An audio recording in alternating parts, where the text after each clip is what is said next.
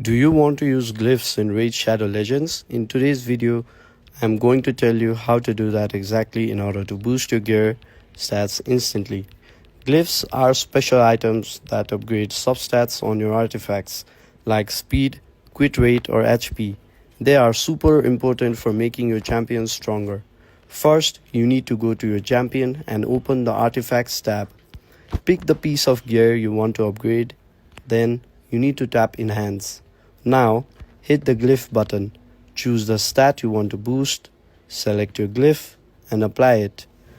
An important tip is that Glyph upgrades are random within a range, so you might get a low or high roll. Higher rarity Glyphs give you better boosts. Better stats to upgrade are speed, which is the most important, crit rate, crit damage and accuracy, as these give the biggest impact in battles. Where to get glyphs? You mainly get glyphs from faction wars, so make sure you farm it daily. A pro tip is to not waste high level glyphs on bad gear. Save your best glyphs for endgame artifacts with strong substats, so your champion can be even stronger and dominate in battles. That's it. It is very simple but super powerful. Use glyphs wisely and your champions will get way stronger.